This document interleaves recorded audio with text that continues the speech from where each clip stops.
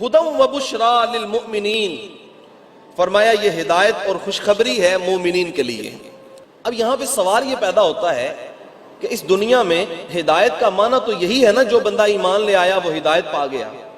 تو فرمایا گیا کہ مومنین کے لیے ہدایت ہے، تو مومنین تو پہلے ہی ہدایت یافتہ ہیں، تو ان کے لیے کیسے ہدایت ہے؟ کوئی کافر ہو تو اس کے لیے تو ہدایت ہے کہ وہ ایمان لے آئے، لیکن جو پہلے ہی مومن ہے، ایمان والا ہے، اس کے لیے کیسے ہدایت ہے؟ تو علامہ اسماعیل حقی رحمۃ اللہ تعالیٰ علیہ نے ارشاد فرمایا ہے کہ یہ ان کے ایمان میں اضافے کا باعث بنتا ہے، ایمان بڑھ جاتا ہے ان کا۔ وَإِذَا تُلِيَتْ عَلَيْهِمْ آيَاتُهُ زَادَتْهُمْ ایمانا، فرمایا کہ جب ہمارے بندوں کے اوپر ہماری آیات تلاوت کی جاتی ہیں ان کا ایمان اور بڑھ جاتا ہے، اور بڑھ جاتا ہے، اور بڑھ جاتا ہے۔ اللہ اکبر۔ یہ رمضان المبارک کا موسم ہے، اور میں نے پچھلے جمعے پہ کہا تھا کہ رمضان کا اور قرآن کا بڑا گہرا تعلق ہے۔ اب کیسا وہ ماحول ہوتا ہے جب قاری نماز کے اندر کھڑا ہو کے تلاوت قرآن مجید کر رہا ہوتا ہے، تو بتائیں ایمان میں پختگی آتی ہے کہ نہیں آتی؟ ایمان میں سرور نصیب ہوتا ہے کہ نہیں ہوتا ہے؟ یہ ہے۔ اچھا یہاں پہ رک کے ایک بات بھی کہنا چاہتا ہوں، کچھ لوگ ایسے بھی ہوتے ہیں، قاری صاحب نماز پڑھا رہے ہیں تراویح کے لیے، وہ قرات کر رہے ہیں، انہوں نے تو رکوع پورا کرنا ہے تو پھر رکوع میں جانا ہے، لیکن پیچھے سے کچھ بندے تنگ ہو رہے ہوتے ہیں، پتہ نہیں کہ کب رکوع پورا ہوگا تو کب پھر یہ رکعت مکمل ہوگی، کیسے یہ ختم ہوگا، کیسے تراویحیں مکمل ہوگی۔ اور اللہ خیر کرے، کئی لوگ تو 8 پڑھنے والے بھی ہیں سنی، ہیں حضور کے سارے فرامین کو ماننے والے، لیکن جہاں اپنا تھوڑا تھوڑا فائدہ ہو تو پھر وہاں پہ تتر بٹیر بھی ہو جاتے ہیں، کہتے ہیں چلو 8 پڑھ کے چلنے ہیں۔ یہ قرآن مجید کی آیات مومنین کے اوپر پڑھی جاتی ہیں جب تک مومن کا ایمان اور بڑھ جاتا ہے، یہ مومن کی شان ہے۔ آگے فرمایا الذین یقیمون الصلاۃ، یہ ایمان والے کون ہیں؟ ایمان والے وہ ہیں کہ جو نماز کو قائم کرتے ہیں۔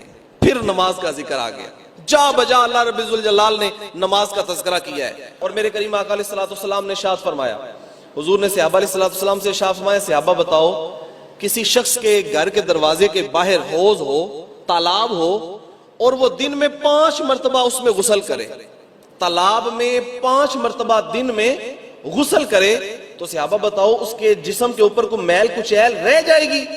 تو صحابہ نے عرض کیا یا رسول اللہ صلی اللہ تعالیٰ علیہ وسلم، جو دن میں 5 مرتبہ غسل کرے اس کے جسم کے اوپر کیسے میل کچیل رہ سکتی ہے؟ پھر حضور نے قسم فرمائی اور فرمایا یاد رکھنا میرا جو امتی دن میں 5 نمازیں پڑھتا ہے اللہ تعالیٰ اس کے گناہوں کو معاف فرما دیتا ہے، گناہوں سے پاک فرما دیتا ہے۔ یہ نماز، فرمایا الذین یقیمون الصلاۃ، یہ نماز پڑھتے ہیں۔ اچھا آپ کی توجہ چاہوں گا، ایک نماز یہ ہے جو ہم پڑھتے ہیں، اس کے اندر فرائض ہے، تکبیر تحریمہ ہے، قیام ہے، قرات ہے، رکوع ہے، سجود ہے اور تشہد ہے، اور پھر السلام علیکم کہہ کے نماز سے نکلنا، یہ فرائض ہیں۔ اس کے بعد نماز کی کچھ شرائط ہیں، جگہ پاک ہو، لباس پاک ہو، جسم پاک ہو، نیت ہو، اس کے بعد جہت ٹھیک ہو، یہ ساری جو ہے وہ شرائط ہے نماز کی۔ اگر یہ نہ پائی جائے تو نماز درست نہیں ہوتی۔ ایک اور چیز بھی ہے نماز کے اندر، اور وہ کیا ہے؟ وہ حضور فرماتے ہیں ان تعبد کانک تراہ، فرمایا نماز تو ایسے پڑھے جیسے جلوہ یار کا دیدار کر رہا ہے، خشوع و خضوع ایسا ہو، للہیت ایسی ہو، پیار ایسا ہو، محبت کا رنگ جو ہے وہ ایسا ہو کہ تو عبادت کر رہا ہے گویا اس کا دیدار کر رہا ہے۔ اصل نماز ہے یہی، روح نماز ہے یہی، میں تیرے روبرو رہوں تو میرے روبرو رہے، دل میں ہو یاد تیری سر پہ درے نیاز ہو، وہ بھی کوئی نماز ہے یار نہ ہو نماز ہو۔ وہ کیا نماز ہے کہ جب سجدے دے کے چلا گیا اور نماز کی مقصدیت حاصل نہ ہوئی، اس میں خشوع نہ پایا گیا، خضوع نہ پایا گیا، اس کے اندر للہیت نہ پائی گئی، اس کے اندر مقصدیت نہ پائی گئی، تو فرمایا کہ یہ نماز تجھے کیا دے گی؟ فرمایا الذین یقیمون الصلاۃ، وہ لوگ جو نماز قائم کرتے ہیں، یہ مومنین کی نشانی ہے۔ ویؤتون الزکاۃ، اور دوسری نشانی یہ ہے کہ وہ زکوٰۃ ادا کرتے ہیں۔ جب زکوٰۃ فرض ہو جائے تو زکوٰۃ ادا کرتے ہیں۔ 100 میں سے 2.5 روپے، 100 میں سے 2.5 روپے، یہ زکوٰۃ کی فرضیت ہے، اور اگر کوئی بندہ نہیں دیتا تو حضور نے فرمایا جو بندہ زکوٰۃ کے فرض ہونے کے باوجود بھی زکوٰۃ ادا نہیں کرتا، فرمایا اندیشہ ہے کہ اس کا خاتمہ ایمان پہ نہ ہو، اندیشہ ہے کہ مرتے دم اسے کلمہ نصیب پانی پرن سہیلیاں تے رنگا رنگ کڑے پریا اسی دا جانیے جس دا توڑ چڑھے۔